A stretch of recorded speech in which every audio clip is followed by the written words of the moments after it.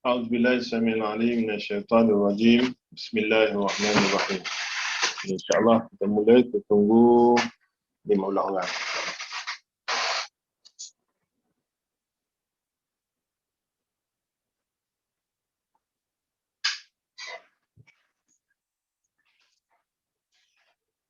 Ataupun 5.20.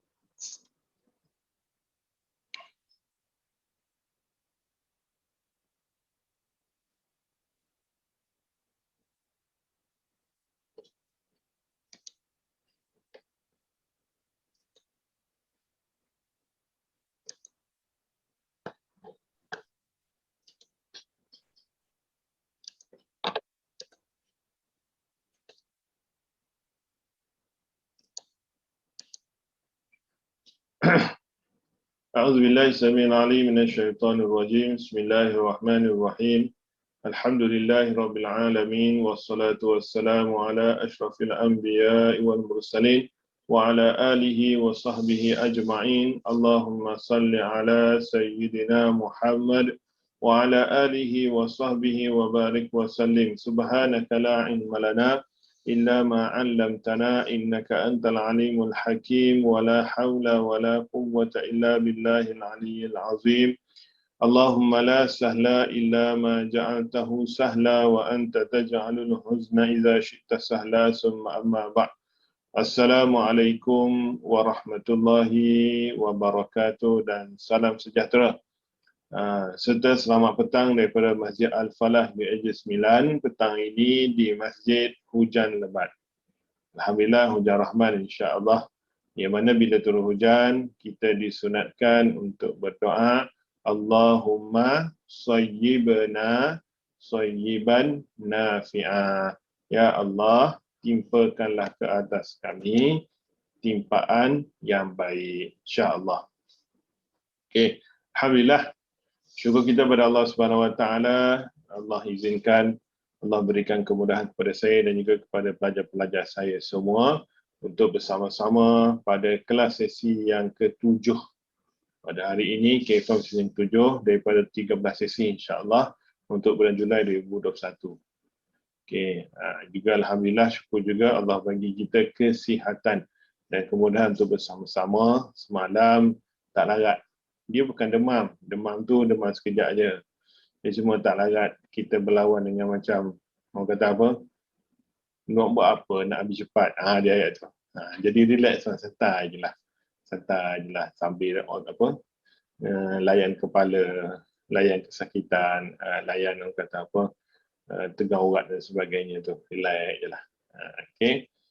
Walaupun sebenarnya target nak habis cepat. So cepat dan tenang dan relaxnya. Tapi yelah lama-lama kita fikir kalau buat apa nak sampai nak bernafas pun tak lepas semata-mata nak habiskan cepat sedangkan kita ada masa yang selesa ataupun masa yang banyak sebenarnya insya-Allah. Okey, insya-Allah juga sebenarnya pada petang ini adalah hari terakhir bulan Zulkaidah. Esok bermulanya esok 1 Zulhijjah. Kemudiannya 20 hari bulan nanti, 20 hari bulan Julai, 10 Zulhijjah hari raya. Kat Selangor belum lagi dapat ketetapan, dapat solat raya di masjid ataupun tak, wallahualam. Mudah-mudahan adalah sinar bahagia, sinar gembiranya di sana insya-Allah. Manakala korban di Masjid Al-Falah dibuat pada raya kedua, 21 Julai. Maka di sini ada satu sunnah. Okey. Ada satu adab ataupun ada satu ketetapan iaitu barang siapa yang bersama ataupun menyertai korban, okay, maka mereka dimakruhkan untuk potong kuku, potong rambut, potong bulu-bulu daripada badan. Okay. Maka kalau siapa-siapa yang dah hari tu yang sedekah korban, yang share korban sama-sama tu, yang niat korban tu walaupun sebenarnya kita share saja tapi insya-Allah kita doa aja Allah terima. Yang penting bendanya diharuskan, tak ada masalah. Okey, kita share. Mudah-mudahan insya-Allah Allah terima. Nak korban penuh tak mampu, jadi kita share. Itu juga satu inisiatif untuk galakkan kita korban. Sebab bab korban ini ada ulama kata ada majoriti ulama kata suatu kemestian, bukan dia kewajipan, bukan, dia satu kemestian bahawa setiap tahun setiap individu ataupun satu keluarga itu masuk korban. Kalau tak mampu sekalipun, sembelihlah seekor ayam niat korban. Sampai tahap tu. Sembelihlah ayam sebagai niat korban. Itu nak katanya suatu galakan ataupun suatu kemestian untuk setiap keluarga. Korban ni untuk satu keluarga. Okay, kalau rasa mampu untuk suami satu, isteri satu, anak satu, go on, tak ada masalah. Cuma bila dah suami dah ambil, maka kemestian itu dah tak ada dah. Sunat muakkad itu dah tak ada dah. Dia cuma untuk sunat tu ada, tapi muakkad itu sebab dah seorang dah ambil daripada keluarga tersebut. Tahun ni memang saya memang terus terang cakap lah, memang saya pun terasa terkesal sebagainya, banyak benda nak kena uruskan sampai kadar saya kata apa, masalah kewangan dan sebagainya. Sama juga lah macam kalian-kalian semua ada diuji dan sebagainya. Cuma doa kita, doa saya, doa kalian juga mungkin Allah Subhanahu Wa Taala pemudahkan urusan kita, dan juga mudah-mudahan kita tidak mengikut hawa nafsu dalam setiap tindakan kita, walaupun terdesak macam mana sekalipun, sama sekali kita tak terlintas untuk buat maksiat ataupun buat kemungkaran. Okey, sebab apa? Insya-Allah setiap masalah itu ada jalan dia, ada penyelesaian dia, yang mana penyelesaian terbaik itu kita kembali kepada Allah Subhanahu Wa Taala. Jangan salah faham, disebut kembali kepada Allah Subhanahu Wa Taala maknanya mati, bukan. Maknanya kita serahkan masalah kita ini kepada Allah Subhanahu Wa Taala, iaitu sama ada melalui doa, melalui solat-solat sunat, solat-solat fardu, ataupun melalui sedekah-sedekah dan sebagainya. Sebab contohnya dalam bab sedekah lah, contohnya bab sedekah ini tak pernah orang muflis sebab bersedekah. Okay, sedekahlah RM1 sehari ke, niat RM1 sehari ni Allah mudahkan rezeki yang lain sebagainya. Bila sebut rezeki ni bukan duit, tak sebenarnya duit. Rezeki ini sihat walafiat paling utamanya. Okay, kalau kita ni ada insurans, tak apalah, orang kata tak apalah, mana-mana pun sakit sebagainya. Tapi kata ada insurans, cukup meletihkan sebagainya. Campur sekarang ini nak pergi hospital pun, hospital terima sakit biasa. Hospital banyak hospital COVID dah sekarang ni. Pun banyak hospital pun hospital COVID sekarang ni dah katil pun dah penuh sebagainya. Kena ambil parking ke dan sebagainya. Itu nak kata keadaan sekarang ini. Jadi insya-Allah mudah-mudahan Allah kurniakan kita kemudahan dan keselamatan, juga kesihatan dan juga nikmat-nikmat yang lain yang tidak terhitung nikmatnya kepada kita, insya-Allah, sama ada kita sedar ataupun kita tidak sedar, insya-Allah. Okey. Jadi pada petang berbahagia ini, petang hari Sabtu ini, kita nak buka subjek baru, iaitu subjek sirah. Okay, kita dah selesai subjek fiqh, kita selesai subjek tauhid. Hari ini kita nak baca subjek sirah, esok subjek sirah.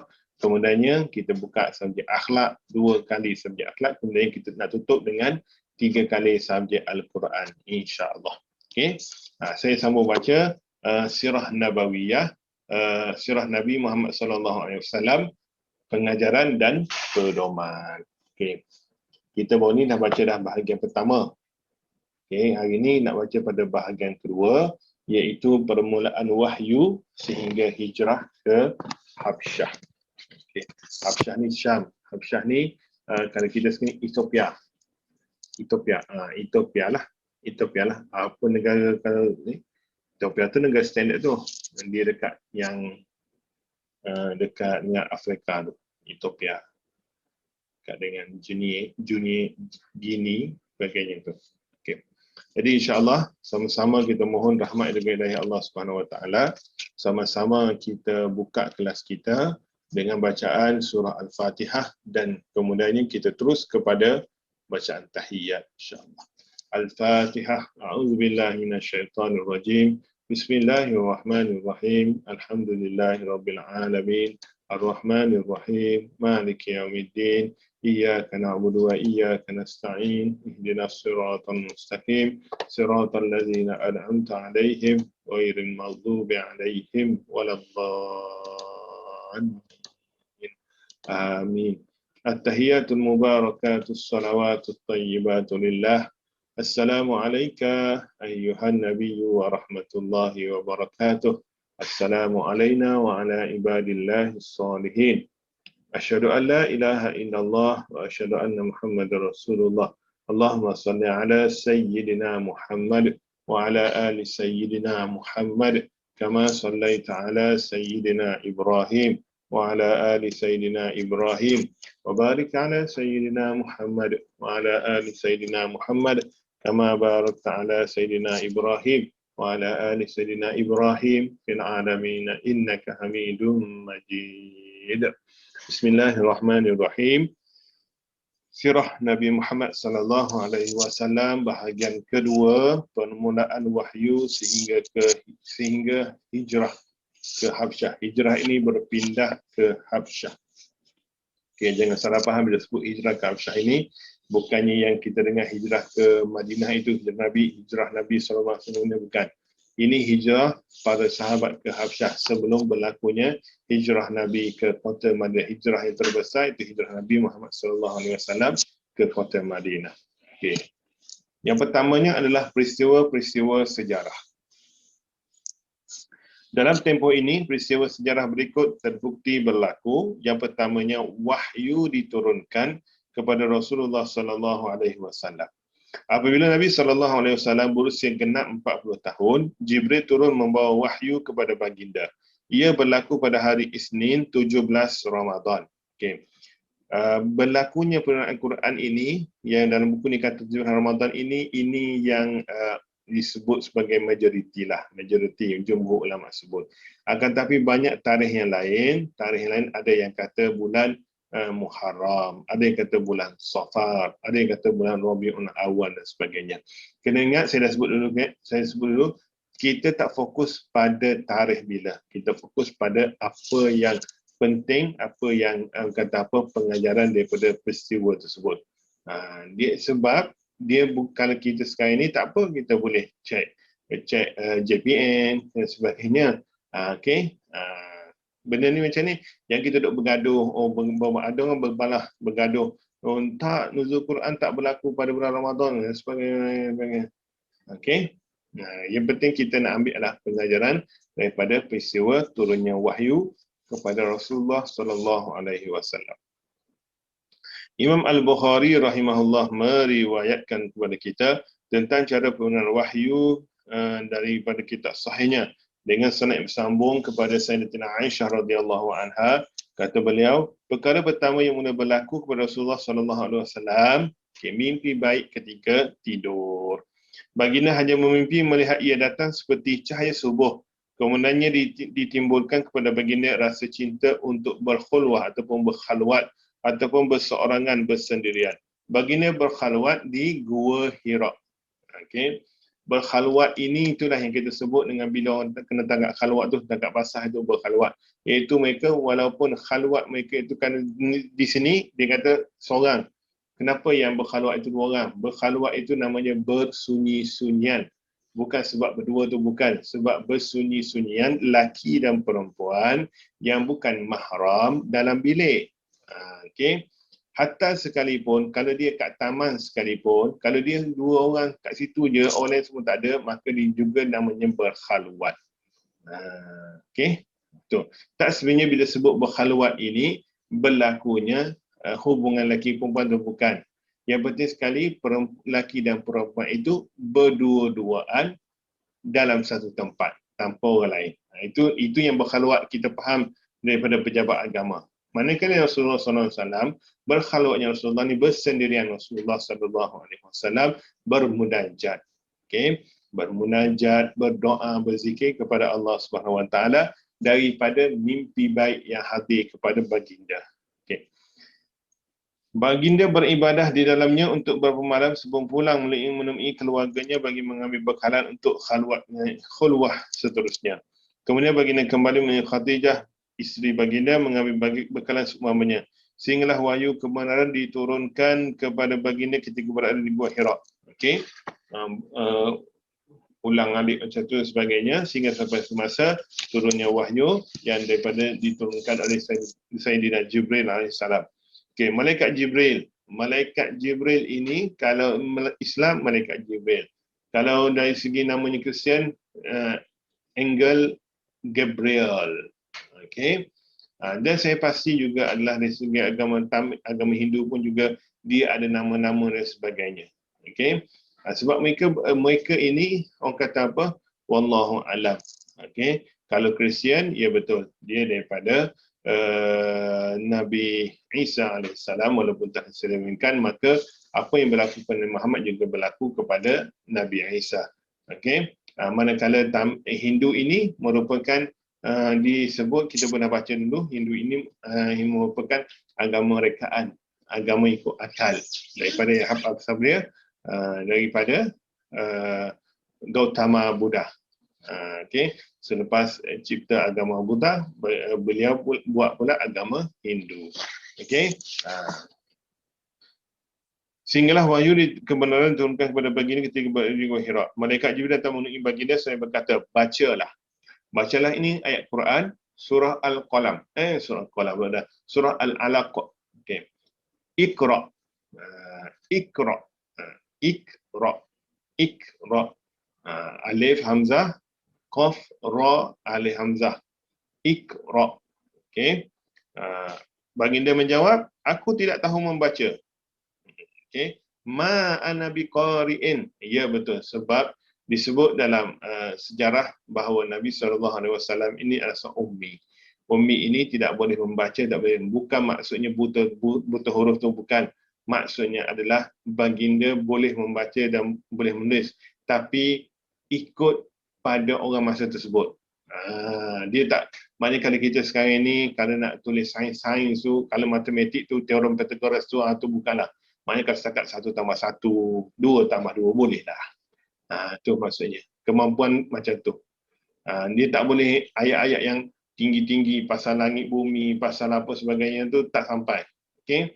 Kalau setakat ni kambing dan sebagainya, itu nak katanya apa yang dia nak sebut. Sebab satu kehinaan. Okey, satu nak orang kata apa, pandang buruknya bila kita kata seorang rasul itu buta huruf, tak tahu membaca dan menulis. Disebutkan sebagai ummi ini, iaitu sebab apa? Untuk menafikan bahawa Al-Quran ini adalah ciptaan ataupun tulisan Nabi Muhammad SAW.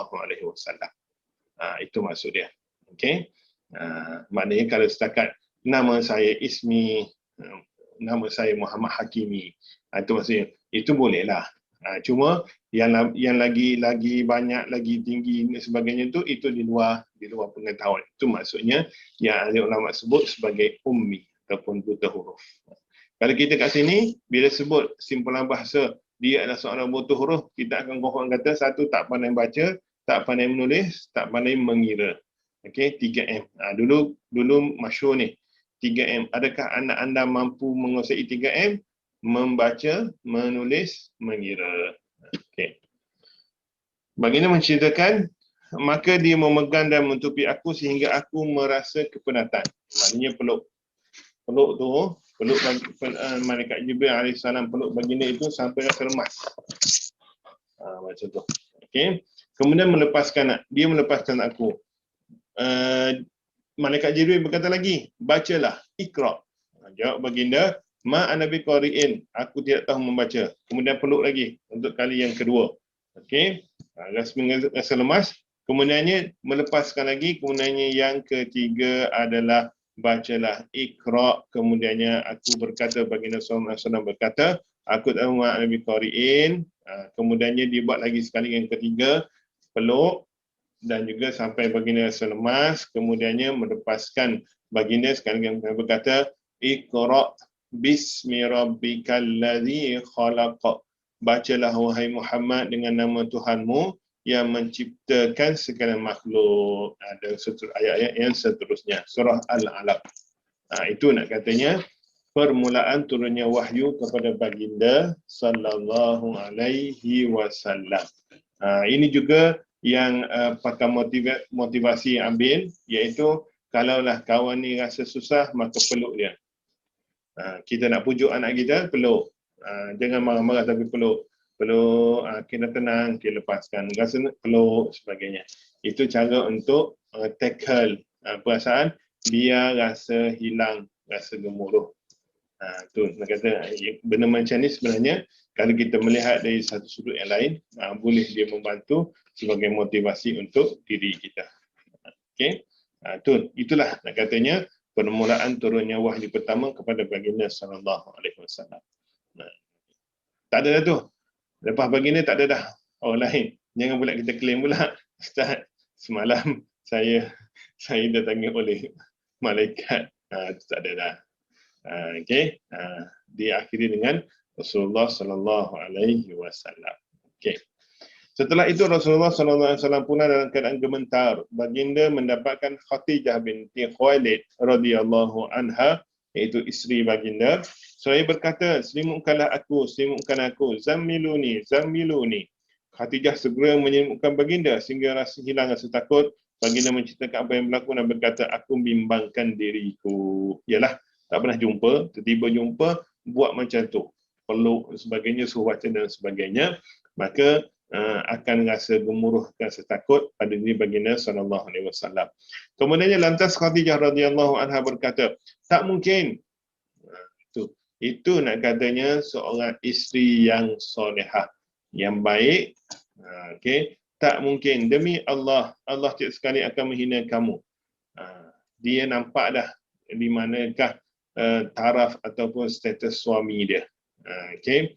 Dia tahu macam mana untuk kata apa, legakan, macam mana untuk selesakan suami dia.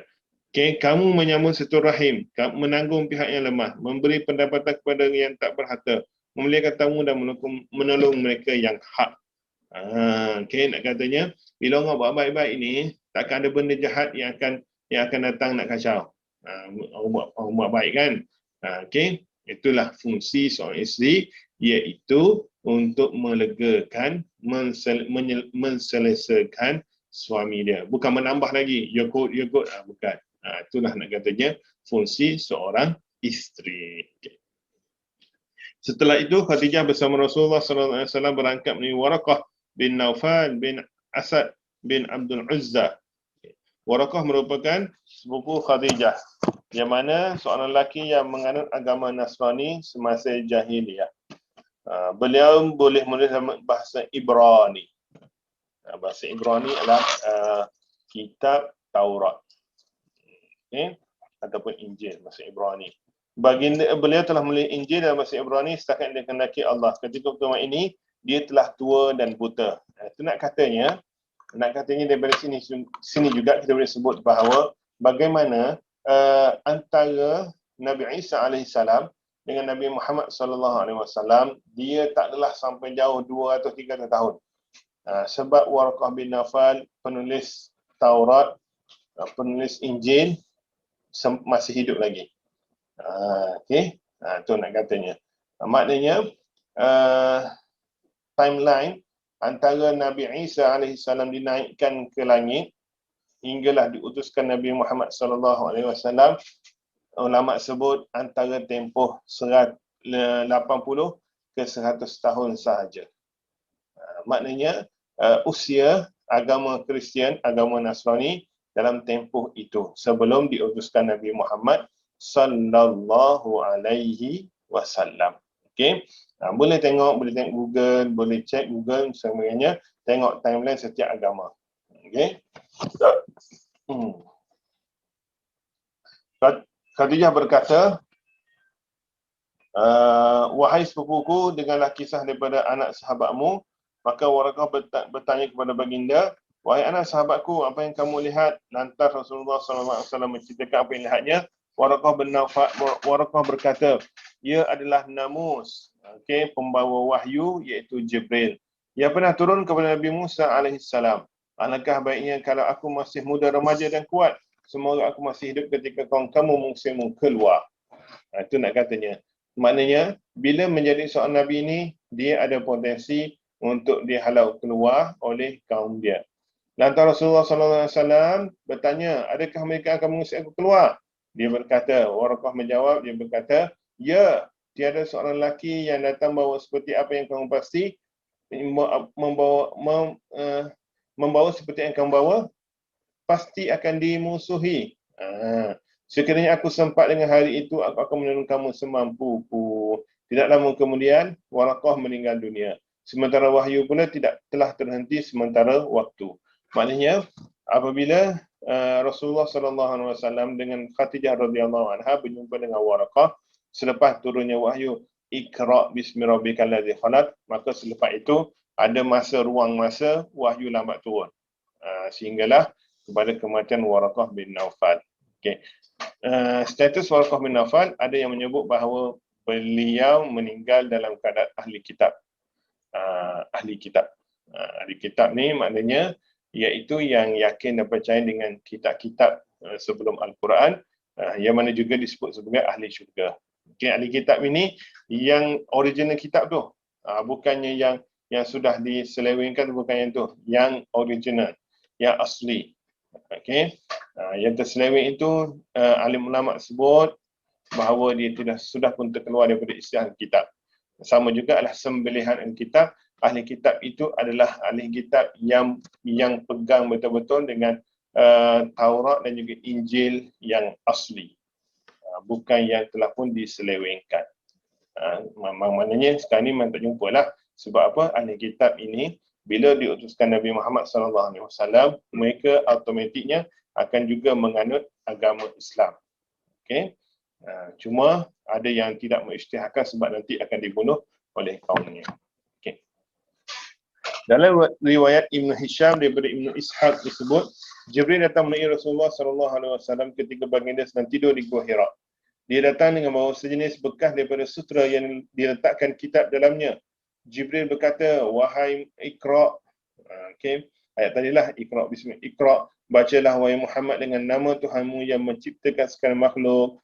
Dia menciptakan manusia dari sebuku darah beku. Bacalah, dan Tuhanmu yang Maha Pemurah yang mengajar manusia melalui pena dan tulisan, yang dia mengajarkan manusia apa yang tidak diketahuinya. Okey. Itu nak katanya, bila dah macam tu, baginda berkata, maka aku membacanya, kemudiannya selesai dia berada, lalu aku terjadi tidur. Seolah-olah tulisan hatiku satu tulisan. Okey, tulisan itulah Iqra bismi rabbikal ladzi khalaq. Baginda berkata, maka aku keluar daripada gua itu sehingga aku berada di tengah bukit. Aku mendengar satu suara daripada langit berkata, wahai Muhammad, kamu adalah utusan Allah, aku adalah Jibril. Baginda berkata, lantas aku mendongak kepalaku ke langit untuk melihat. Tiba-tiba muncul Jibril dalam bentuk seorang lelaki yang menyandarkan kedua-dua kakinya di ufuk langit. Dia berkata, wahai Muhammad, kamu adalah utusan Allah dan aku adalah Jibril. Okay. Itu nak katanya berkenaan dengan pada hari kejadian turunnya wahyu Allah Subhanahu wa ta'ala kepada baginda sallallahu alaihi wasallam. Okey. Sebab apa? Saya sebut dulu kan, kita kitab-kitab sirah ini yang paling masyhurnya, kitab sirah pertamanya Ibn Hisham, yang keduanya Ibn Ishaq, ada sesuatu Allah, saya lupa nama dia. Okey. Maka buku ini adalah bersandarkan kepada kitab-kitab yang masyhur tersebut, yang kemudiannya dirumuskan untuk kemudahan untuk kita baca. Dia dalam buku ni sebelumnya kita baca kan berkenaan dengan sumber-sumber dia. Okay. Kalau tengok sini, okay, apa itu di buku ni? Dia ada pertamanya Al-Quran Karim, yang kedua sunnah Nabi yang sahih, ketiganya syair Arab pada zaman kerasulan, yang keempatnya kitab-kitab sirah. Kitab sirahnya apa dia? Kitab sirah adalah Sirah Ibn Hisham, Tabaqat Ibn Sa'ad, Tarikh At-Tabari. Mana Ibn Ishaq. Okey. Itu. Mungkin ada kata, mungkin kalian bila yang ada buku ni, bila baca, nampak macam pertembungan pula, tadi kata peluk dan sebagainya. Bukan. Jalannya yang sama sahaja. Okey. Ia maknanya jalan yang sama. Okey. Tu nak kata. Maknanya bila selesai tu, kita boleh sebutkan bila selesai yang kemudian wahyu sebut, kemudian baginda keluar, kemudian nampak seorang lelaki yang mana dia kata, wahai Muhammad, kamu adalah utusan Allah dan aku adalah malaikat Jibril. Okay, kita boleh meraihkan pendapat tersebut macam itulah. Okey, fakta yang kedua dalam bahagian kedua ini, orang pertama yang beriman dengan baginda dan menurut Islam adalah isteri baginda, Sayyidatina Khadijah radhiyallahu anha. Kemudiannya sepupu baginda Ali radhiyallahu an, ketika Ali masih kanak-kanak berumur 10 tahun.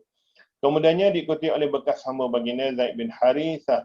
kemudian Abu Bakar As-Siddiq, kemudiannya hamba pertama yang masuk Islam iaitu Bilal bin Rabah Al-Habsyi.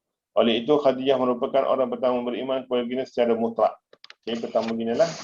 Okey, itu nak katanya seorang isteri, kita boleh baca dalam Quran, seorang isteri tak semestinya beriman dengan suaminya. Contohnya adalah isteri Nabi Nuh alaihissalam tidak beriman dengan apa yang dibawa oleh suaminya. Isteri Nabi Lut tidak beriman dengan apa yang didakwahkan, apa yang dibawa oleh suaminya. Okay. Isteri Fir'aun tidak bersama suaminya, bahkan dia beriman kepada Allah Subhanahu wa taala. Fir'aun ni pula Fir'aun yang mana? Fir'aun ni ramai, sebab Fir'aun ni gelaran. Sama juga, tak penting pun Fir'aun A ke Fir'aun B sebagainya. Yang penting nak bagi tahunya kepada kita bahawa tak semestinya bila suami jahat, isteri juga tu jahat. Tak semestinya suami baik, isteri juga tu baik. Maknanya ini adalah semuanya urusan Allah Subhanahu Wa Taala. Maka Nabi SAW, Nabi Muhammad SAW dapat isteri yang baik yang beriman kepada baginda secara mutlak. Okey, orang perempuan pertama kali kita kat orang Melayu ni sebut, orang perempuan pertama yang beriman Sayyidatina Khadijah radhiyallahu anha. Kanak-kanak pertama beriman Ali bin Abi Talib. Hamba sahaya beriman kata apa? Bilal bin Rabah.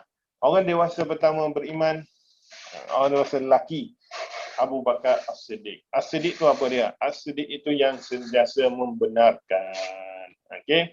As-Siddiq ini digelar kepada Abu Bakar As-Siddiq kerana beliau membenarkan semua apa yang dibawa oleh baginda sallallahu alaihi wasallam. Itu tahapnya. Seorang sahabat baginda sallallahu alaihi wasallam. Rasulullah SAW telah bersalat bersamanya pada petang hari Isnin, merupakan hari pertama baginda bersalat. Salat ketika itu dilakukan 2 rakaat di waktu subuh dan 2 rakaat di waktu petang. Okay. Perkara yang ketiga, kemudian wahyu terhenti seketika. Berlaku perselewet tentang tempohnya. Paling lama 3 tahun, paling singkat 6 bulan. Maknanya dalam tempoh inilah Waraqah bin Nawfal yang kita baca tadi meninggal dunia. Riwayat 6 bulan itulah yang sahih. Ketika tempoh-tempohnya wahyu, Rasulullah SAW merasa sehati dan amat duka cita sehingga baginda hampir-hampir keluar kawasan bukit dan ingin menghumbankan diri daripada puncaknya. Okay. Sebenarnya benda ni tak ada nas. Okay. Dia menggunakan retorik semata-mata. Okay. Kena ingat buku ini ambil daripada buku-buku sirah. Okay. Jangan kita salah faham. Okay, sebab apa? Mereka ini ada nas-nas, ada sumber-sumber mereka. Jangan kita pula bila putus asa, terjun. Jangan sama sekali. Sama sekali jangan. Okay, tak boleh. Tak boleh kita buat macam tu. Okay, sebelum kalau rasa sangat ingat bahawa barang siapa yang berputus asa, maka dia sendiri berputus asa daripada rahmat Allah SWT. Rahmat Allah ini sentiasa datang kepada mereka yang dikehendaki oleh Allah Subhanahu wa taala. Baginda menyangka Allah telah membencinya setelah memilihnya untuk tugas risalah yang mulia. Ialah turunlah wahyu, tiba-tiba kemudian berhenti wahyu. Tak datang dah. Okey. Macam kalau kita sekarang ini contohnya dapat panggilan, tiba-tiba lepas tu tak panggil dah. Dapat panggilan kata apa temuduga, kemudian lepas tu tak senyap, dia tak dengar dah apa sebagainya. Okey. Selepas itu wahyu kembali turun kepada baginda sebagaimana yang diriwayatkan oleh Al-Bukhari dalam kitab sahihnya daripada Jabir bin Abdullah Al-Ansari daripada Nabi sallallahu alaihi wasallam. Ketika aku sedang berjalan-jalan, tiba-tiba aku mendengar satu suara di langit. Aku mengangkat pandangku, rupanya ialah malaikat yang telah datang kepada aku di Gua Hira. Malaikat itu sedang duduk di atas kursi di antara langit dan bumi. Aku rasa takut kepadanya, lantas aku pulang. Setelah itu aku pulang, aku berkata, selimutkan aku. Maka Allah SWT telah menurunkan, ya ayuhan muddathir, wahai orang-orang yang berselimut. Okey. Bila dah lama tu, tiba baginda berjalan, nampak perubahan kat langit sebenarnya, nampak nampak malaikat yang punya lelaki yang macam jumpa kat Gua Hira dulu. Maka takut, rasa takut sebagainya, maka balik rumah suruhlah isteri baginda selimutkan baginda. Kemudian turunnya ayat, wahai orang yang berselimut. Okay. Setelah itu wahyu turun berterusan. Okey. Surah Al-Muddathir. Tadi surah Al-Alaq, ni surah Al-Muddathir. Selepas itu, ini nombor 4 pula. Selepas itu Rasulullah sallallahu alaihi wasallam mula berdakwah kepada Islam di kalangan orang yang dipercayai kerasionalan akannya selama 3 tahun. Cukup. Iaitu dikatakan dakwah sirri, dakwah secara sembunyi. Itu nak katanya strategi dakwah. Strategi dakwah ini pertamanya jangan kita direct terus. Kita kena sembunyi-sembunyi. Okay. Kita juga boleh buat sekarang ini, iaitu dengan jangan sebut di lidah, jom kita masuk Islam. Tapi gunakan akhlak yang saya ajar, yang kita baca dan sebagainya, yang kita tahu sebagainya, untuk tunjukkan keindahan Islam kepada mereka. Okay. Mereka dah kenal dah, mereka dah tahu dah. Mereka cuma nak menilai Islam ini daripada penganut agama Islam itu sendiri. Okay. Mereka dah baca benda ni sekarang ni, dunia jari, petik akhlak Islam, menghormati jiran. Kita pula pergi bahasa radio kuat-kuat malam-malam. Okay. Akhlak Islam menyambung silaturahim. Kita pula pergi putuskan. Itu nak katanya mereka menilai. Okay.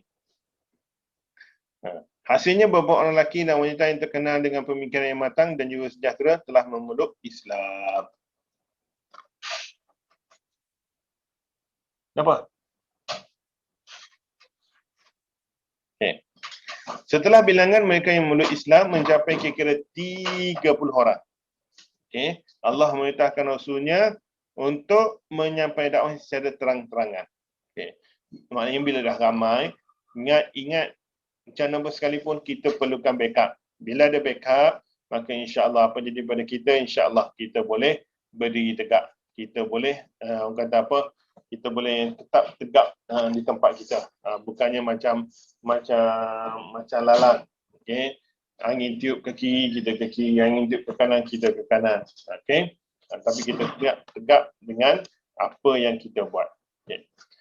Turunnya firman Allah SWT, fasda' bima tu'mar wa a'rid 'anil musyrikin, sampaikanlah secara berterus terang apa yang diperintahkan kepada Muhammad dan janganlah engkau hiraukan bantahan dan tentangan kaum kafir musyrik itu. Surah Al-Hijr. Okey.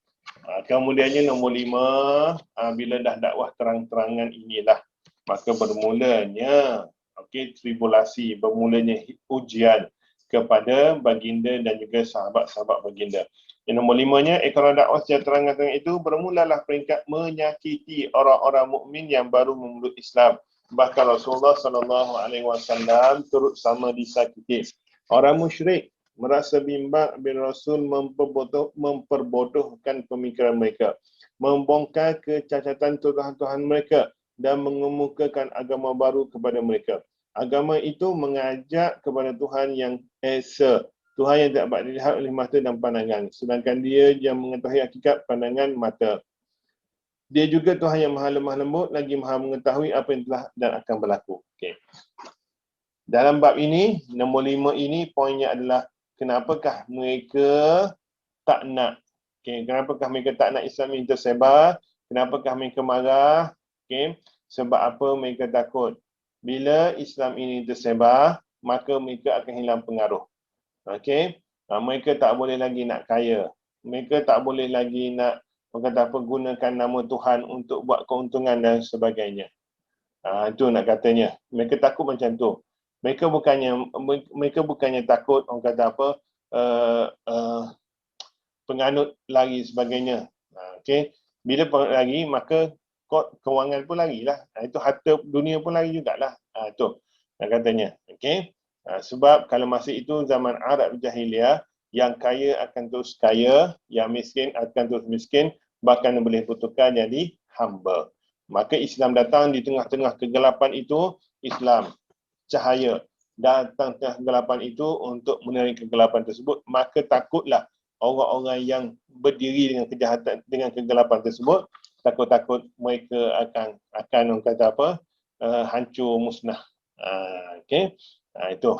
Okay. Kemudian yang keenam, dalam tempoh ini, Rasulullah SAW bersama orang-orang mukmin berhimpun secara sulit di rumah Arqam bin Abi Al-Arqam. Al-Aqam bin Abi Aqam ketika itu telah meluk Islam. Baginda membacakan ayat Quran Al-Karim yang terimanya kepada mereka di samping mengajar mereka hukum hakam dan syariat agama yang telah diturunkan ketika itu. Itu dia. Iaitu bila walaupun diuji sekalipun, walaupun diskusi sekalipun, mereka tetap berkumpul untuk majlis ilmu, untuk beribadah sebagainya, ikut syariat pada masa tersebut.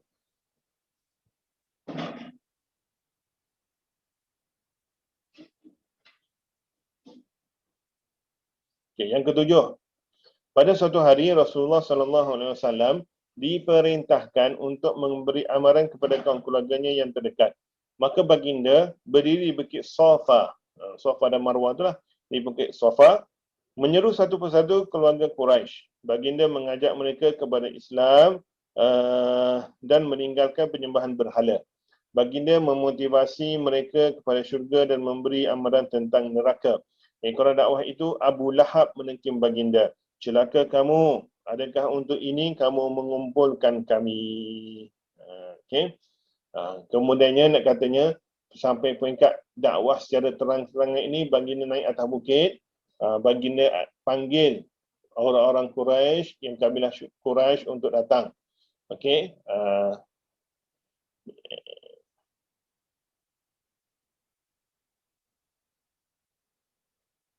Okey. Baginda Allahumma salli ala sayyidina Muhammad. Saya baca dalam buku mana, saya riwayat mana yang kata, baginda kata, kamu percaya tak kami belakang ni ada sekian. Mereka percaya. Okey, kamu percaya tak kami belakang saya kata sekian. Mereka percaya. Nabi pun kata, kamu percaya tak bahawa Allah itu Tuhan yang satu dan sebagainya, seterusnya lah isi-isi dakwah baginda. Maka sebab itulah di buku ini tulis, Abu Lahab ni siapa? Abu Lahab ini bapa saudara baginda.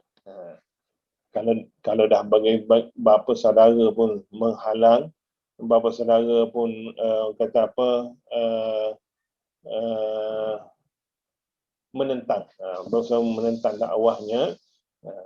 Okey, nak katanya ahli keluarga terdekat itu menentang dakwah baginda. Okey, disebut celaka kamu, adakah untuk ini kamu menghukumi kami? Sebab itu turunnya ayat Quran tabbat yada abi lahabin wa tab. Celakalah pada tangan Abu Lahab. Okey, itu nak katanya. Maknanya Abu Lahab ini memang direct terus. Firman itu turun direct kepada Abu Lahab tu. Tabbas yada abi lahabin wa tab. Abi lahabin wa tab. Nak katanya adalah ahli tafsir sebut bahawa Allah turunkan ayat ini nak beritahu kepada Nabi Muhammad SAW dan kita semua bahawa Abu Lahab ini tak akan menjadi seorang Muslim. Okay. Itu sebab apa? Dalam Al-Quran ini nama-nama itu ada berapa je? Okay, nama-nama Nabi of course lah. Kemudian Fir'aun, nama Namrud tak ada. Kita je mendengarnya. Kita baca tentang Nabi Ibrahim bersama dengan seorang penguasa, seorang raja tu, tapi nama tak sebut. Okay? Nama Sayyidina Khadijah pun tak ada. Nama Zaid bin Sabit ada sekali. Falamma qadha Zaidun. Okay? Itu sekali. Okay. Nama lain Bilal bin Rabah tak ada. Okay? Nama lagi Abu Lahab. Okay? Bila direct nama ini, maknanya adalah itu memang ya betul. Okay. Tapi Abu Lahab ini adalah gelaran dia. Dia ada nama betul dia. Okay. Orang Arab ni dia famous dengan gelaran. Macam kita kat Malaysia, kita memang tak boleh dengan kita jarang dengan gelaran. Okay. Sebab nama kita nama contohnya Muhammad Hakimi. Okay. Kemudian yang contohnya siapa lagi? Justin and sebagainya. Okay. Kalau di Arab Muhammad bin Abdullah. Okay. So ramai sangat Muhammad bin Abdullah, maka seorang itu Abu apa? Abu Abdul Rahman contohnya. Contoh jangan salah faham contoh. Okay, sebab dia ramai yang Muhammad dan sebagainya, maka seorang Abu Abdul Rahman ni ayah kepada siapa? Anak dia nama Abdul Rahman, so Abu Abdul Rahman. Okey, anak dia nama Zaid, Abu Zaid. Itu maksud dia. Okey, ataupun dipanggil dengan gelaran. Gelaran contohnya macam Nabi Muhammad SAW dipanggil sebagai Al-Amin, so Muhammad Al-Amin. Okey, itu gelaran dia. Okey. Contohnya orang kata apa? Kat sini ada Adam handsome. So orang panggil Adam handsome. So tu gelaran tu gelaran baik-baik lah, jangan pula gelaran yang buruk-buruk. Okey. Adam handsome. Contohnya Yahya handsome. So orang tahu bila sebut Yahya handsome tu, oh dia tu. Adam handsome, oh dia tu. Okey. Itu nak katanya bab-bab nama ini. Tapi kita Malaysia ni, kita kadang nama ini Muhammad Hakimi tu orang boleh tahu, oh itu. Tak perlu detail Muhammad Hakimi. Okey. Contohnya orang kata apa? Yasmin contohnya. Tahu tak nama Yasmin? Oh Yasmin ni seorang je kalau kat sini sebagainya. Dia bukannya Ummu Muhammad sebagainya. Okey. Sebab itu itu nak katanya kita kat sini. Okey. Kat Arab lain cara dia. Okey. Okey, kemudiannya yang ke-8. Okey, saya kira yang terakhirlah. Sebab sebelum ni kita dah ni ataupun kita baca ini, kita baca yang fakta ni lah. Yang ke-8-nya, Quraisy ingin bertindak ke atas Rasulullah sallallahu alaihi wasallam, namun bapa saudara baginda yang lain, Abu Talib, melindunginya. Beliau enggan menyerahkan baginda kepada mereka. Setelah Quraisy beredar, Abu Talib meminta baginda untuk mengendurkan dakwahnya. Baginda menyangka bapa saudaranya tidak mahu lagi membantunya, maka baginda mengucapkan kata-kata yang masyhur. Demi Allah, wahai bapa saudaraku, kalau mereka meletakkan matahari di sebelah kananku, bulan di sebelah kiriku, supaya aku meninggalkan urusan ini, sekali-kali aku tidak akan meninggalkannya, sehinggalah Allah Subhanahu Wa Taala memenangkannya atau aku binasa kerananya. Okey. Nak katanya dalam kisah ini, Abu Talib juga mempunyai pengaruh yang besar. Okey. Maknanya keturunan Abdul Muttalib, itu Datuk Baginda, merupakan keturunan yang terpengaruh kat situ. Maka bapa saudara boleh blok, boleh halang orang daripada kacau anak saudaranya. Anak kata hebat tu, keturunan yang hebat tu. Maknanya kamu jangan usik anak saudara aku. Siapa yang usik sebagainya, maknanya hebat tu. Okey. Itu nak katanya keturunan yang mulia. Rasulullah ini berasal daripada keturunan mulia. So bukan calang-calang lah Rasul kita ni. Okey. Bukan calang-calang dakwah yang dibawa oleh baginda sallallahu alaihi wasallam. Okey. Saya juga ingat yang contohnya dalam nombor 8 ini, poin nombor 8 ini juga mereka juga tawarkan 3 ta. Okey. Harta, wanita, atau apa satu lagi? Saya lupa dah. Okey. Takhta. Okey. Kamu nak apa? Kamu nak harta, kamu nak wanita, kamu nak takhta, kami boleh bagi. Yang penting kamu kena berhentikan dakwah ini. Okey. Ada orang, ada orang dah dengar macam tu. Apa lagi? Okey. Ada orang kata apa? Ada orang yang disebutkan Ustaz berhenti Ustaz. Tak apalah Ustaz. Ustaz saya bayar Ustaz bulan-bulan, Ustaz tak payah kuliah lah. So Ustaz dah ada pendapatan tetap. Okey, dia macam tu.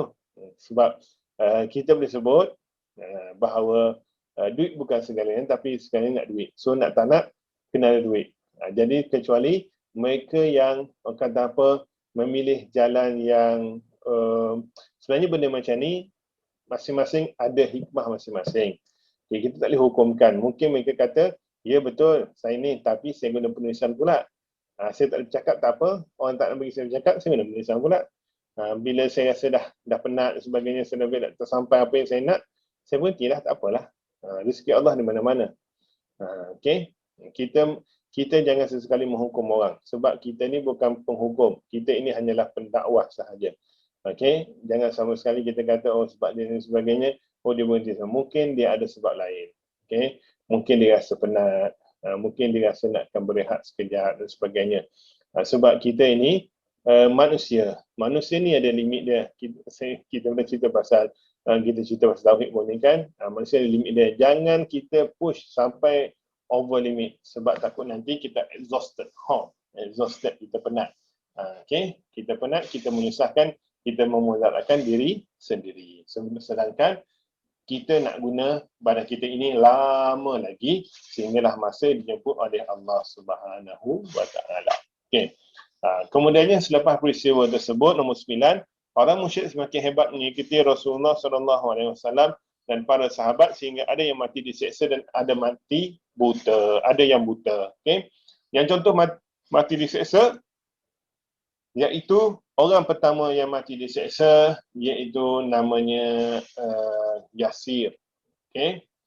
Kemudiannya keluarga yang nasyid tu, yang nasyid Hijaz buat tu, keluarga Yasir tu. Okay? Yang pertama syahid keluarga Yasir.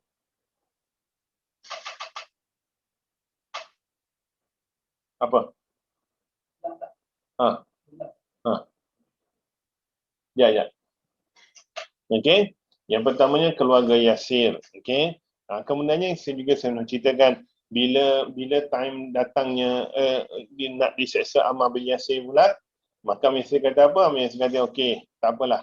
Okey, aku percaya, aku tolak dakwah Muhammad SAW. Maka bersoraklah mereka itu. Nampaknya Ammar bin Yasir, maka disampaikan berita ini kepada baginda kata Ammar bin Yasir tahu apa yang dia lakukan. Tu nak katanya banyak masa itu sahabat baginda Ammar bin Yasir ni nampak kalau dia hidup ada manfaatnya untuk dia hidup untuk Islam. Itu maksud dia. Dia yakin dan dia mampu bahawa dia ada manfaatnya untuk Islam. So dia maknanya itu kita kata tak boleh sama sekali kita hukumkan orang. Mungkin dia ada alasan tersendiri bagi mereka. Okey. Kita rehat dulu dalam 5 minit. Okey.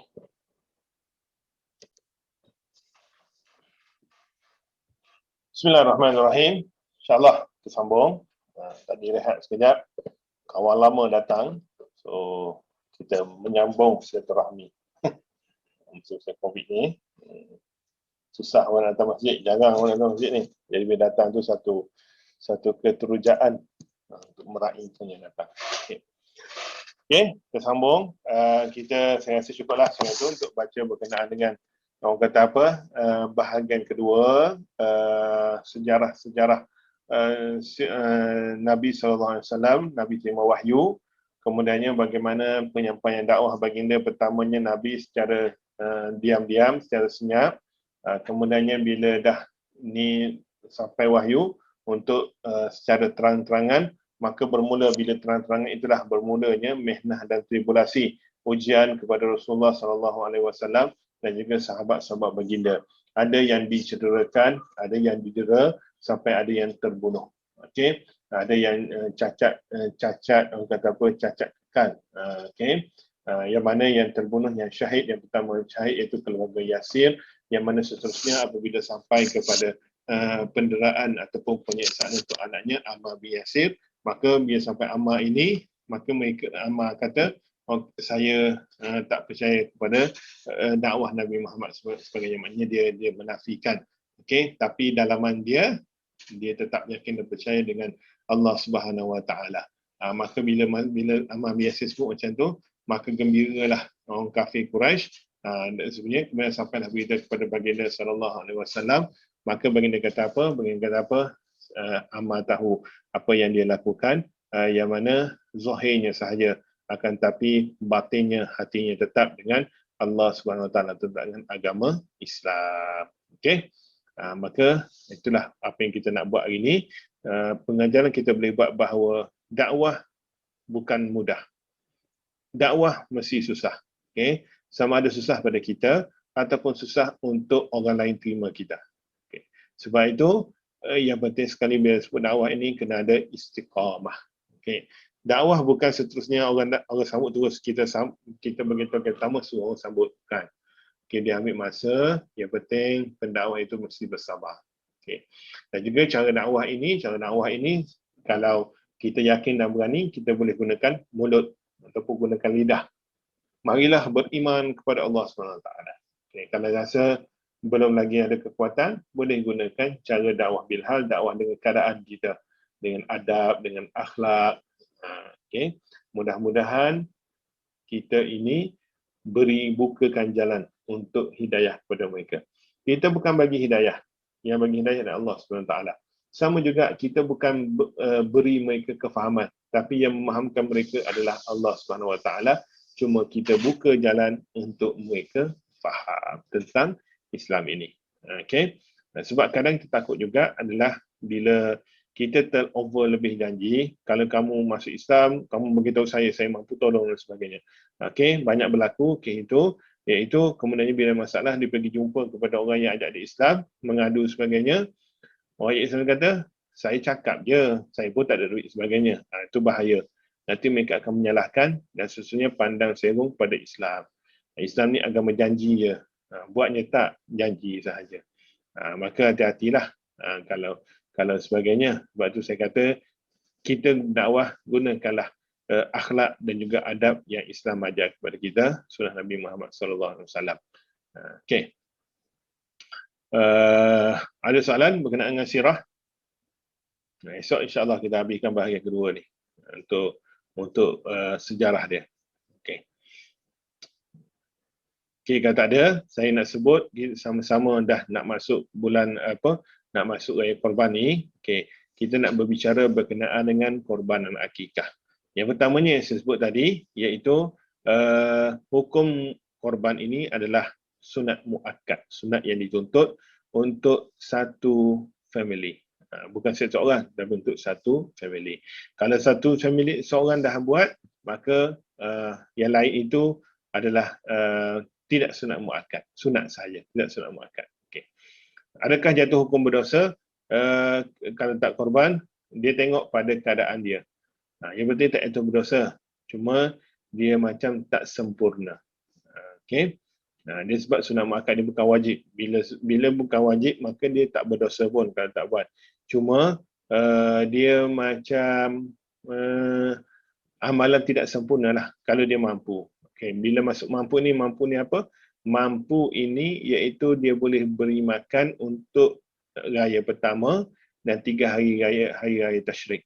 Okay. Ada makanan tu maknanya dia mampu lah.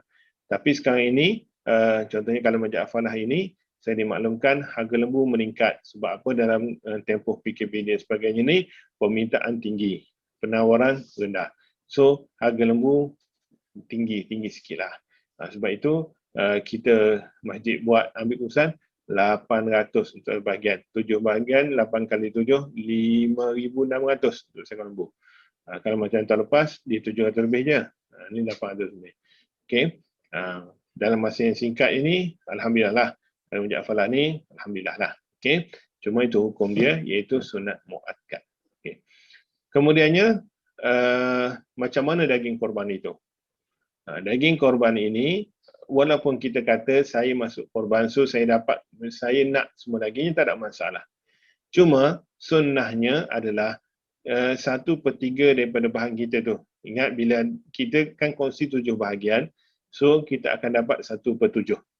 Daripada 1/7 itu, 1/3 untuk diri kita, keluarga kita, 1/3 untuk orang-orang kaya, 1/3 untuk orang-orang susah.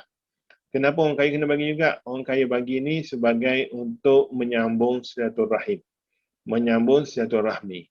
Orang miskin untuk bagi mereka rasa makan daging. Sebab kadang orang susah ini, hari raya korban je lah boleh makan daging. Itu je. Orang kaya kadang raya korban ni nak kumpulkan daging je. Kadang tak termakan pun daging tersebut sampai raya korban tahun depan. Daging korban afdal dimakan sebelum tempoh 3 hari. Walaupun dalam fridge, walaupun di freezer sekalipun, maka dia afdal makan dalam tempoh 3 hari selepas raya tu. Okey, maknanya dia bukan untuk disimpan sebagainya.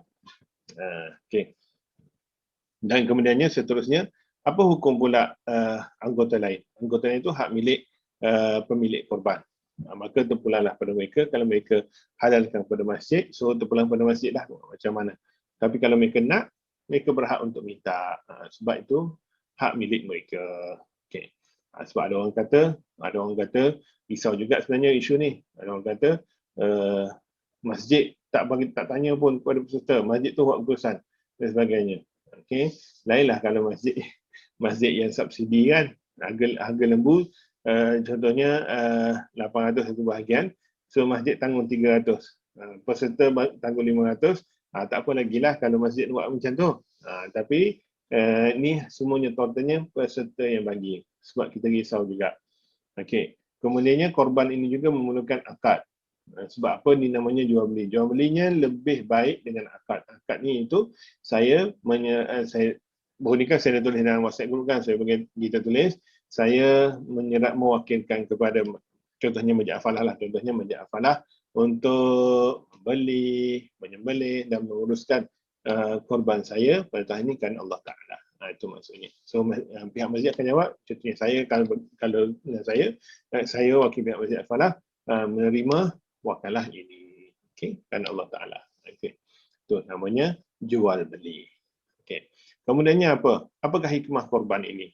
Hikmah korban ini yang saya sebut tadi lah, pertamanya untuk bagi makan kepada orang susah, kemudian untuk menyambung satu rahim, kemudiannya juga untuk memperbanyakkan sedekah.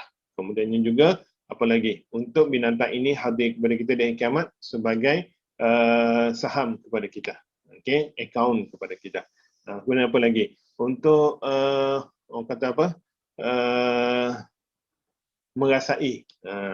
Untuk merasai apa yang dirasakan oleh Nabi Ibrahim dan juga Nabi Ismail. Okay?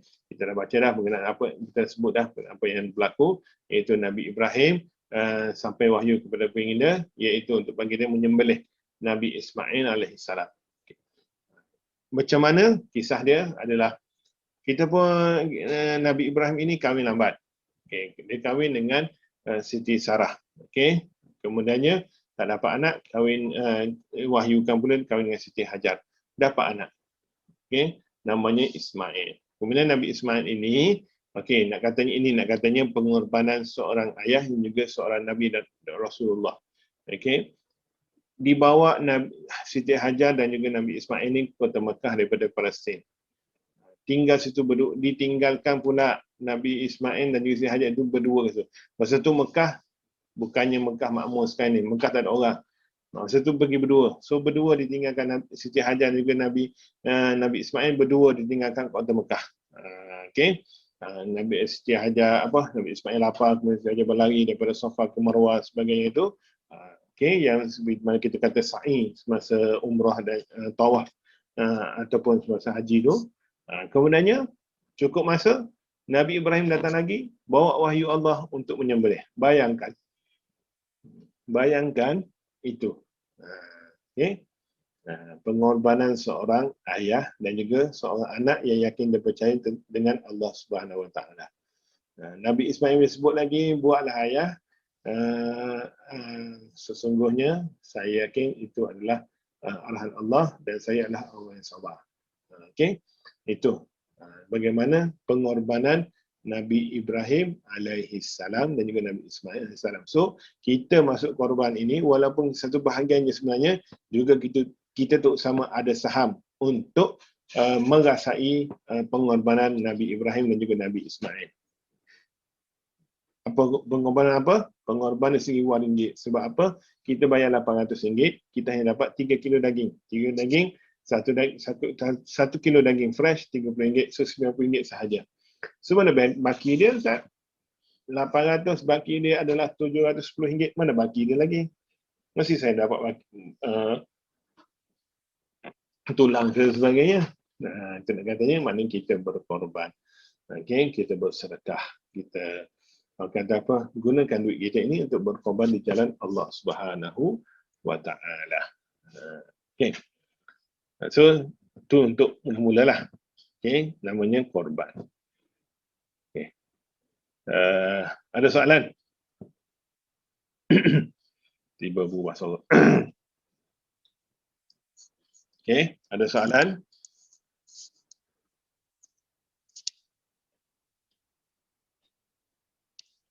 Ada soalan satu. Soalan dua. Zahra on mic.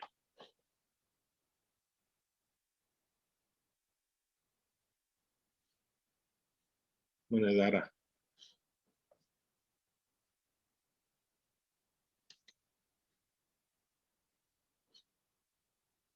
Ni ada tak Zahra ni?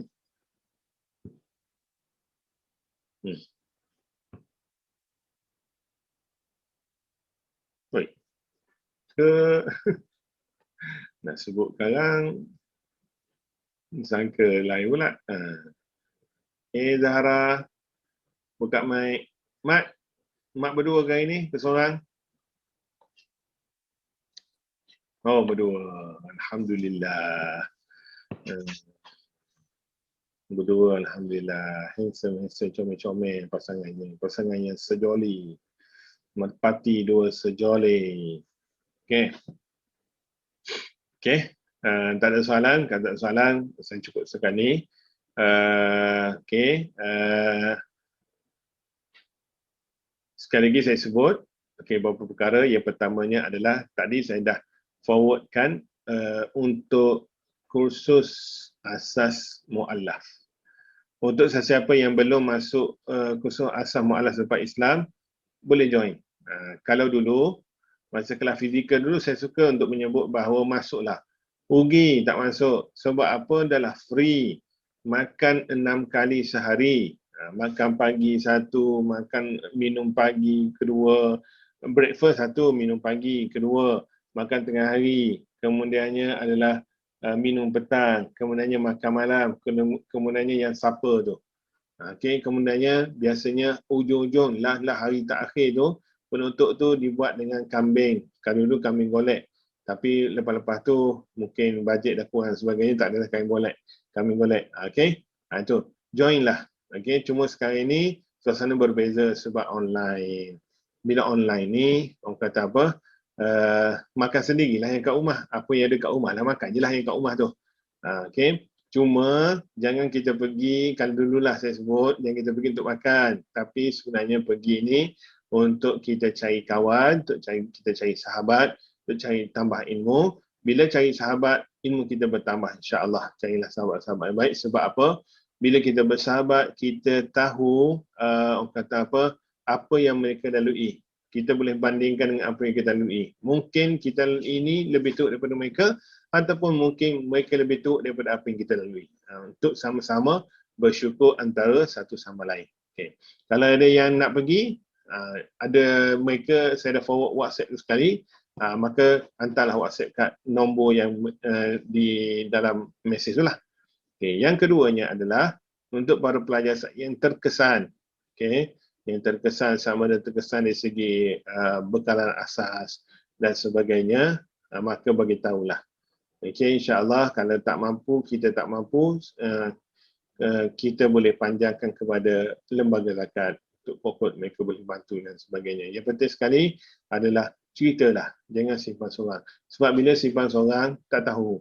Saya ni bukan ada ilmu yang boleh membaca muka seorang-seorang. Sebab apa? Semua sini tak ada muka pun. Semua sini dalam grup ni, kalau masa Zoom ni, hanya Yahya je ada muka. Jadi semua ada O, S, Y, A, I, N, A, N, Z, N, T. Muka tak ada. Thailand dah belajar muka dah. Oh, handsome. Inilah saya katakan Ridwan handsome tadi. Oh, tak sebut ni Ridwan handsome. Kenal tak Ridwan? Tak kenal. Alah yang handsome tu. Oh, ya tu. Kenal. Dia macam tu. Tu nak katanya. Okay. Kalau kita sebut Ridwan Woyakon, tu kenal terus. Okay. Kemudian apa lagi? Kemudian satu lagi, kemudian saya sebut adalah yang mana yang masuk dalam share korban baru ni, maka kita bermula pada petang ini hinggalah kepada hari sembelihan korban, maka cubalah elakkan untuk kita potong kuku dan sebagainya. Maka tapi kalau panjang sangat tu potonglah. Okey, itu namanya makruhnya. Dia tak ada dosa pun, cuma kalau rasa panjang sangat sampai mengganggu sebagainya, maka potong. Okey. Kalau tu kata hari ni potong terus, insya-Allah tak ada masalah pun, tak mengganggu penampilan nanti, insya-Allah. Okey. Kita ada kelas lagi, banyak lagi kelas kita. Hari ni 7, kita ada 6 sesi lagi. Insya-Allah kita boleh share lagi lah apa-apa jua yang lain, insya-Allah. Okey. Zahra buka mic.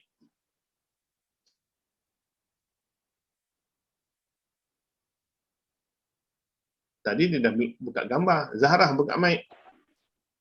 Zahra. Ya, Ustaz.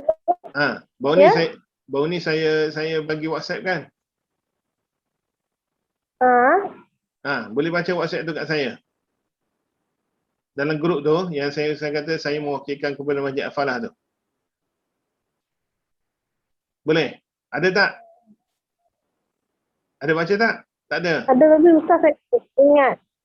Tak apalah, nantilah saya call lah. Okey, sebab kita kan pilih lembu bahagian pertama Fatih, bahagian kedua Zahra. Jadi mereka kena buat, okey, mereka kena buat akad jugalah. Walaupun bukan total semua mereka, tapi kita dah setuju untuk pilih mereka, jadi insya-Allah lah. Jangan risau, yang lain-lain yang risau, insya-Allah kata apa, nama itu sebagai orang kata apa, formality sahaja. Yang penting pahalanya sampai semua kepada kita insya-Allah yang menyumbang, termasuk juga yang support, yang sokong dan sebagainya insya-Allah. Okey. Saya rasa cukup sekali itu. Sekali lagi saya ulang, yang ada masalah bagi tahu. Okey.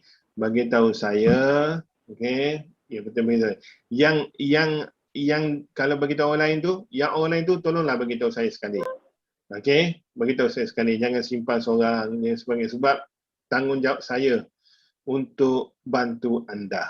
Okey. Bila saya bantu, maknanya saya dah selesai. Bila orang lain yang bantu, tapi saya tak bantu, tanggungjawab saya tak selesai lagi tu. Okey, tersangkut lagi saya, sebab orang kata saya ni tak ambil berat. Okey, saya dah kira dah ambil berat ni, dah tanya dah ni, dah tanya siapa-siapa dan sebagainya, tapi terserahlah kepada masing-masing. Okey, insya-Allah kalau bagi tahu saya sebagainya, insya-Allah kita cuba untuk membantu dan juga menolong insya-Allah. Sebab apa? Kita adalah saudara sama Islam, tanggungjawab saudara untuk menjaga saudaranya. Juga termasuk juga kalau ada jiran-jiran yang kibar bendera putih ke dan sebagainya, bagi tahulah. Okey, bagi tahu saya. Okey, insya-Allah kita cubalah tolong apa yang mampu insya-Allah. Okay. Terima kasih banyak-banyak kepada yang join kelas pada petang ini. InsyaAllah esok ada kelas, sama ada petang ataupun malam. Allah tengoklah masa macam mana, ia penting petang ataupun malam. Best pula buat kelas petang ni. Okay.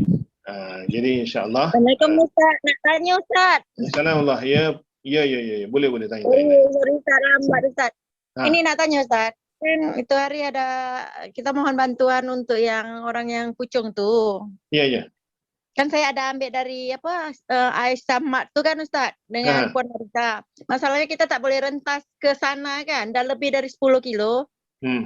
Jadi benda tu ada di kereta Puan Marisa, tapi tadi ada orang minta, macam suami isteri ada anak, dia memang dah terjejas sangat, kita bagi tu. Tak apa ke Ustaz? Pasal tu kan kita niat nak bagi. Tak apa, yang penting kita nak bagi. Yang dia punya kat sana tu, saya dah bagi tahu kat masjid terdekat dengan dia. Tengoklah macam mana. Saya pun tak tanya dah ustaz tu, sebab ustaz tu kata mereka kena call, kami tak call. Mereka call kami bantu. Kalau kita call nampak macam kenapa kita orang mesti call, macam tu.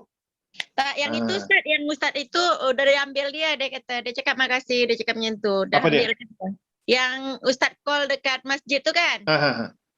Anak tu dah ambil dah, si Dina tu. Alhamdulillah. Settle lah tu, tak apalah. Tak apalah, yang Puan Eti beli yang kat Aisyah Mat tu, itu bagi orang lain lah. Tak apalah, selesai lah tu. Saya tak beli Ustaz, saya ambil. Iyalah, betul lah tu. Selesai lah tu. Tak perlulah bagi kat dia, sebab dia dapat bantuan dia, bagi kat orang lain pula yang lain. Tadi ada yang call, dia kata, Kak, saya dengar Kak bagi. Saya cakap, sudah. Saya cakap, saya tak ni Kak, kita tak makan, baru tak ada. Saya cakap dengan Puan Marisa, Kak, ada lagi ke bantuan tu? Kau dah bagi orang? Ada 2 paket ni, dia cakap. Kita bagi sepaket kan. Lepas tu tadi ada yang call, tu yang saya lambat masuk tadi. Kak, ada beras ke? Dia kata. Nanti Puan Eti, kalau dia orang kontak Puan Eti suruh pergi je Aisyah Mat tu. Yalah Ustaz. Suruh pergi je Aisyah Mat tu, insya-Allah, sebab kita kat ESJ ni, kita ada banyak. Tapi yang saya kata apa, koperasi pun, masjid pun ada, masjid Aisyah Mat pun ada. Terserah kepada mana-mana, nak ambil koperasi pun tak apa, nak ambil Aisyah Mat pun tak apa. Terserahlah, cuma jangan pergi dua-dua lah pula. Itu dah lain tu. Okey. Dengan isu sekarang ni, food bank ramai yang melihat video viral tu, yang sapu habis food bank tu risau tu. Okey. Okey Ustaz. Tak ada masalah. No problem. Tak salah ya Ustaz, kita bagi ke orang. Tak salah. Dia tadi petang, tak salah Ustaz. Kita nak makan boleh, sebab kita pun memerlukan juga. Tapi kadang kita ni menafikan kita mulakan sebab ada orang yang memulakan. Itu adalah pada takwa masing-masing. Tak ada masalah pun. InsyaAllah Ustaz, masih ada Tak ada gaji masalah pending. pun. Atas kita Okey. je. Okay. Terima kasih Ustaz. Macam saya sebutlah, macam kita ni ada dua. Satu yang mengharamkan meminta, satu yang minta-minta. Okay. Yang mengharamkan minta mungkin dia kata tak apa, ada orang lagi susah lagi pada aku. Tak apa, biarlah dia orang. Biarlah orang yang minta tu. Yang minta-minta pun dia kata, daripada semua orang tak minta, aku ni dah menggelupur dah, aku ni dah merangkak, dah meniarap dah ni, baik aku minta terus. Itu kata, terpulang pada masing-masing. Tapi dalam pelajar saya cukup mohon, saya minta sangat. Kalau ada yang terkesan sebagainya, sila bagitahu saya. Bagitahulah saya. Okay, bagitahu sepatah dua sebagainya. Ustaz, saya dah tak ada kerja, saya dah tak ada sumber untuk dapatkan makanan dan sebagainya. Bagitahu macam tu je tak apa. Tak payah nak cerita Ustaz, tak payah. Tak apa, kita usahakan insya-Allah. Jangan risau. Okay? Tapi kalau tak bagi tahu, saya tak boleh tolong pun. Saya tak nak bantu pun. Sikit pun saya tak nak bantu sebab saya tak tahu. Okay? Ni lagi Ustaz. Apa dia? Ada satu lagi Ustaz saya nak tanya. Dosa ke Ustaz? Saya tak terjejas, tapi saya mohon bantuan dari kedutaan, tapi niat saya untuk bagi orang lain. Dosa ke Ustaz? Tak apa, tak ada masalah. Sebab mungkin kita mungkin boleh sebut kalau kedutaan tu kata okey ni. Kita boleh sebut kat kedutaan tu, saya tak nak sebenarnya, tapi ada orang lain yang nak. Mungkin dia akan kata, kenapa tak suruh nama dia terus? Ada macam tu. Okey. Dia macam, tapi terpulang pada atas iman kita. Kita kata, aku minta ni bukan untuk aku, ni untuk orang lain. Tak ada masalah. Cuma risau, takut, bila benda tu dapat kat kita berkata, ni atas nama aku, kenapa nak bagi orang lain pula? Belum dapat, ya. Tapi takut bila dapat, tiba-tiba kedutaan kata, okey, untuk hari ni, kita akan bagi bantuan untuk satu orang RM200. Alamak, sebelum ni bagi barang tak apalah, passing kat dia. Ni RM200 kot, takkan nak bagi kat dia, nama aku kot. So, masa itulah kita akan menjadinya suatu benda tu. Masing-masing nak. Saya kata atas keimanan dan ketakwaan masing-masing. Cuma dalam kelas saya, untuk kelas saya ini, silalah bagi tahu. Okey, bagi tahu sepatah dua dan sebagainya. Sebab saya tidak ada rekod gaji kalian, saya tidak ada link dengan majikan kalian untuk saya kontak, saya hack majikan untuk tahu, dia ni dah berhenti kerja, dia ni cuti tambah gaji sebagainya, saya tak ada. Cuma saya perlukan kalian bagi tahu saya untuk kita orang, kami kat masjid dan juga kami sebenarnya kat mualaf-mualaf ni pun sama-sama membantu juga. Okey, jangan risau. Kami dan kita orang bantu tu kat sini je. Tutup mulut, zip mulut dah. Tak adanya nak sembang-sembang kat luar. Dia ada orang tu minta semangat lah, malu lah. Tak adanya. Settle je semua orang merasai benda yang sama sekarang ni. Cuma ada yang meminta, ada yang tidak meminta, dan dua-dua golongan ini saya tabik. Okey, saya hormat, saya respect. Cuma dalam kelas saya, silalah bagi tahu. Okey. Tak apa Syamsul, no hal. No problem. Yang penting join. Okey. Okey, insya-Allah. Tu hikmah juga, boleh panjang sikit bercakap ni. So yang lama-lama boleh masukkan hikmah juga. Tak apalah, alhamdulillah. Okey. Okay, saya rasa cukup saya itu. InsyaAllah ada sekali peluang, esok kita sambung lagi untuk bahagian hashtag KFAM8 untuk kita sambung berkenaan dengan sirah Nabi SAW. InsyaAllah. Terima kasih banyak-banyak yang join kelas saya pada petang ini. Semua sekali 19 orang, tolak saya 18, masuk Parifkas 19 orang. Alhamdulillah. Okey, tak kira lah berapa ramai pun. Alhamdulillah. Yang penting ada orang. Seorang pun tak apa, tak ada masalah. Okey. Mudah-mudahan insya-Allah apa saya ceritakan, apa yang kita kongsikan daripada sirah Nabi ini berikan manfaat. Yang penting sirah Nabi ini bukan sekadar untuk pengetahuan, tapi untuk kita praktikkan di luar sana nanti. Insya-Allah. Okey. Untuk kalau kita belajar tentang fiqh sebagainya untuk kita sendiri, tapi bila sebut tentang Rasulullah SAW ini untuk kita sendiri dan juga untuk masyarakat di luar sana. Okey. Sebab Rasulullah adalah tauladan terbaik untuk kita ikut, bukan BTS, bukan David Beckham, bukan siapa-siapa, bukan. Okey, hanya Rasulullah sallallahu alaihi wasallam saja sebab kita orang Islam. Okey. Jadi insya-Allah terima kasih sekali lagi. Ampun dan maaf ada salah silap, ada kekurangan sepanjang kelas saya ini. Saya mohon ampun, saya mohon maaf insya-Allah. Okey. Sama-sama kita tutup kelas kita dengan saya tutup kelas kita dengan lafaz mulia wabillahi taufiq hidayah. Wassalamualaikum warahmatullahi wabarakatuh. Dan sama-sama insya-Allah kita tangguh kelas kita ini dengan tasbih kafarah dan surah Al-Asr. Subhanakallahumma wa bihamdik, asyhadu an la ilaha illa anta, astaghfiruka wa atubu ilaik. Subhanakallahumma wa bihamdik, asyhadu an la ilaha illa anta, astaghfiruka wa atubu ilaik. Subhanakallahumma wa bihamdik, asyhadu an la ilaha illa anta, astaghfiruka wa atubu ilaik. Bismillahirrahmanirrahim. Wal 'asr innal insana lafi khusr illa alladhina amanu wa 'amilus shalihat wa tawasaw bil haqq wa tawasaw bis sabr.